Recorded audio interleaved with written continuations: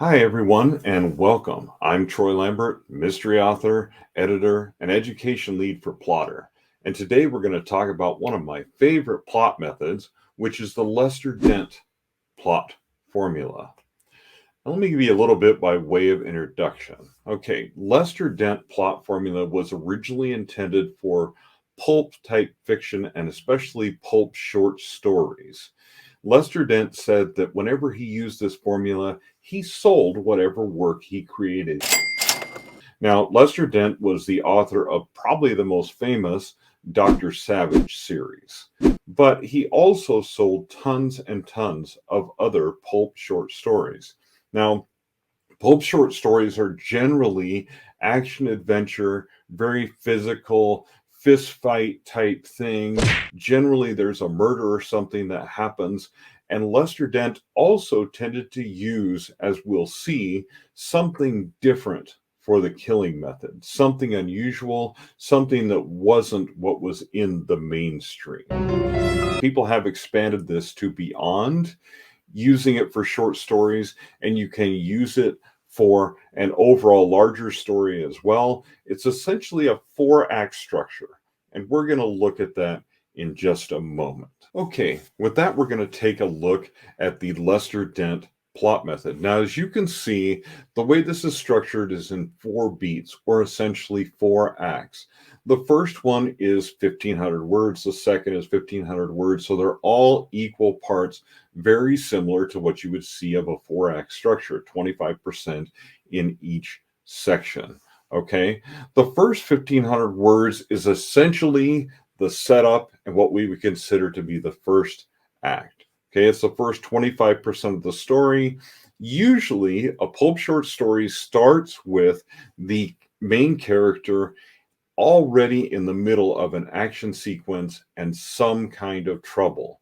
Now, pulp can be a little noir. It depends, and we'll look at that in our example. But generally, he's in a lot of trouble already, and things get worse rather than better. Usually, there is physical conflict, and there are a lot of plot twists that go with this. And generally, pulp fiction is also very dark. Okay, now, what you basically do is introduce the hero very quickly, and you introduce them. Their ordinary world is clearly a world of action and trouble. Okay, they're not waiting to get into trouble, they are already there. They attempt to grasp the mystery, defeat the menace, or whatever. They try to solve it right away. Generally, these type of heroes, they act impulsively, they act violently to try to solve problems. Now, the story generally has an element of suspense, and there's almost always a twist at the end of every single one of these 4 acts. The first twist generally is one of the first low points in the story, and the twist is that our main character, despite all of his efforts to right the problem, has been unsuccessful. And he's going to move into the second act trying a new method of being successful. Now, Dent always talks about using a unique murder method for the villain to use, or a unique thing for the villain to be looking for, or to be set in a unique location, or have a unique kind of menace hanging over the hero. Now, Lester Dent said that one of these things is absolutely essential for your story, but 2 to 3, and even all 4, is ideal. Okay, now this first one, of course, brings us up to the 25% mark. This is assuming we're making a 6,000 word story. People have changed this, as I've said, into a formula where you can write a 60,000 word novel. And basically, instead of 1,500 words, you're using 15,000 to achieve that first act. Moving right into Act 2. In a pulp, the tension increases. This is a story that's all about action and hooks, constant hooks that are dragging the reader to the next section.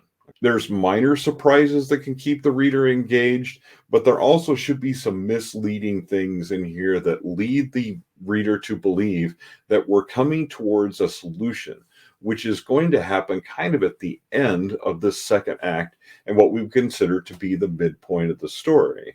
At the midpoint of the story, we've added some more grief and stress, and our hero is really in a bad situation.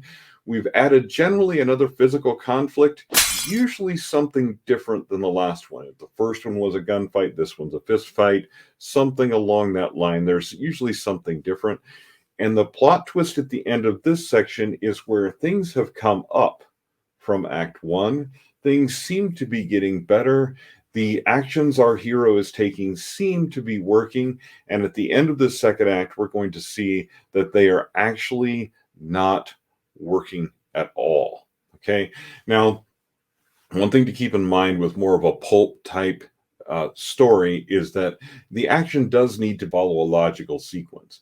There needs to be a reason for the action to take place. So always keep in mind your protagonist and your villain's motive.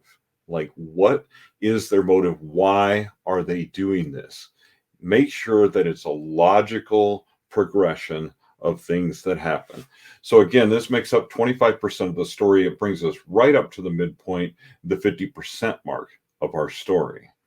Okay, we move into the third section, and this opens with that glimmer of hope that we saw at the end of Act 2. This is the midpoint. Remember, we've reached a high point for our hero, and they've gone, okay, I'm going to work this out. I'm going to solve it. I'm getting closer to the solution. The menace, the mystery seems to be something that's not quite as bad as maybe we thought it was in the first place. Okay, so we want them to make some headway. We want them to make some progress. We wanted to make it seem like there might be victory happening. And then this plot heads downward again towards the end of this scene, the end of this act, which is going to be the darkest moment of the story. So basically, at the end of this one, all that hope that was at the beginning of this act and the beginning of this section is now gone. Now our hero is in a hopeless situation, and we need to get him there. Again, we need to get this happening in a logical, chronological way that makes sense to the reader. Don't make it unrealistic, but hook the reader and pull them through into this very, very dark moment where we think all hope is lost. Like, this is the point where the villain has him trapped. We're fairly convinced that he's going to die and that nothing is going to work out. Now, the final 1,500 words is where we come to our resolution by coming back up. Now, as I said, pulp is often noir, so it doesn't mean that we're headed towards a happy ending.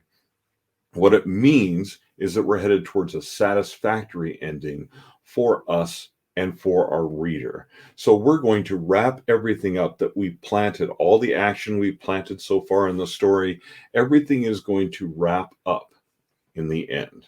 Okay, the hero is practically buried at the beginning of this, and then there's one final surprise twist where they come out of it somehow. Now, usually the protagonist survives this, but they don't always head towards that everything's going to be fine in the future. You keep the tension going in a pulp generally until the very last line. Okay, and we're going to look at that in just a second when we look at an example. Okay, and this also depends on whether this is a self-contained short story, a self-contained book, or you're writing a series. You might let your villain escape in this case and live to fight another day. Okay, so what does this look like in a practical application? Well, we're going to look at something that's well known. If you haven't seen it before, warning, there are spoilers ahead. And this is Escape from New York, a pulp. It's a movie length pulp. But if we break down the plot, there's actually 4 very simple parts, and then there's a denouement. Okay, the first thing that happens in Escape from New York is that we see that we're in a dystopian world. It's immediately dark. It's not the future we wanted, but the future that happened. Manhattan has been turned into a federal maximum security prison to deal with a 400% increase in crime due to an ongoing war between us, Russia, and China. So things have gotten really bad in the world.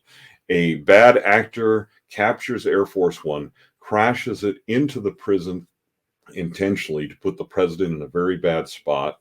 And an ex-soldier, Snake, is approached because he's a current prisoner. He is chosen to go in and rescue the president. The president's fitted with a tracking bracelet that allows Snake to track him and go find him. If successful, he'll be pardoned.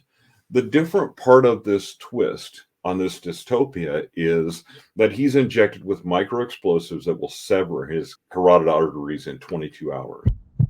Definitely a different challenge and definitely adds a ticking clock right away. Remember, pulp is generally dark.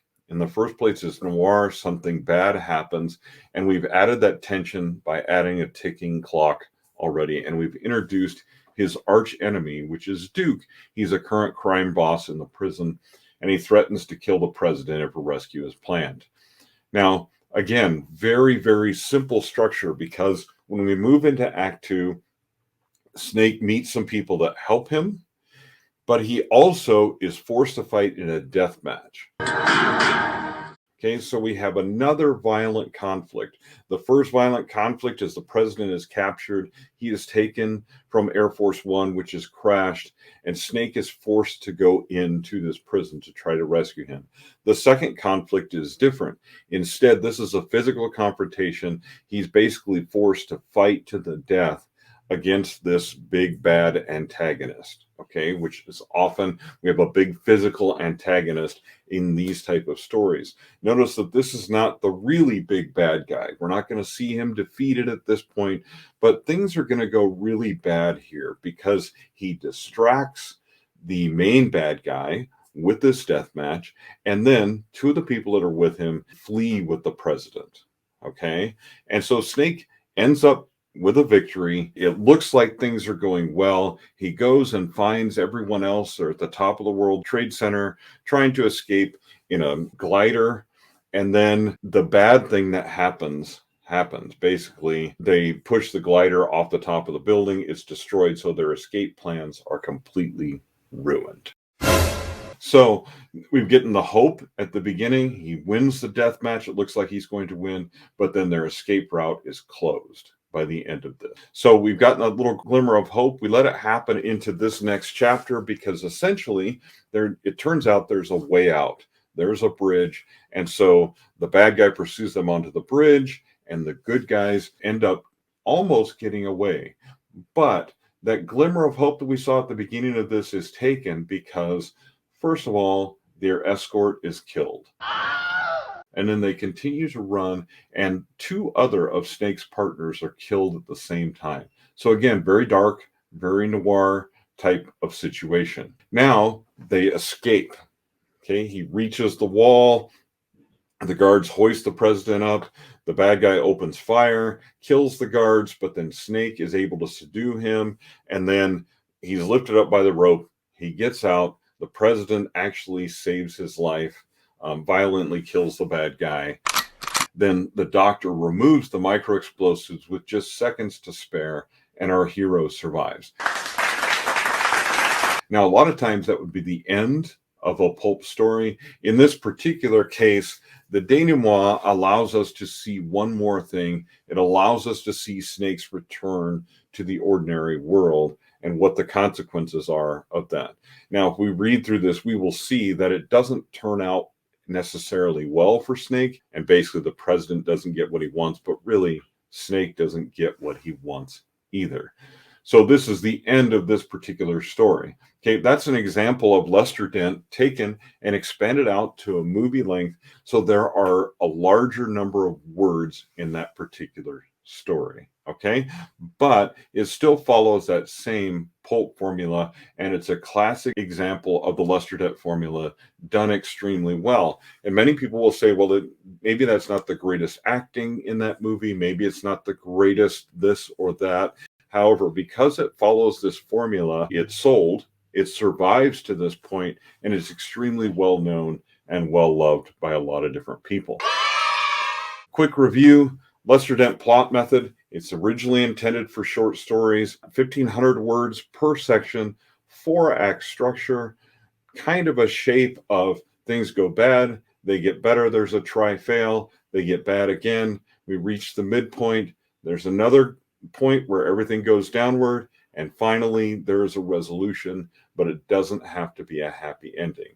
There's always physical conflict. There's always action adventure. And this is the type of story that you use the Lester Dent formula for. Now, does Lester Dent sound like a formula that you could use for your story? If you're writing something action adventure and it's kind of noir, Lester Dent could be a solution for you. You can even expand it out to novel length and add several different scenes under each of those 4 different acts and make this into something that's much longer. Let me know what you think of this plot formula in the comments below. Like this video, and if you like this video and this type of content and you want to see more of it, be sure you subscribe to our YouTube channel to make sure you never miss an update. And with that, we'll see you next time.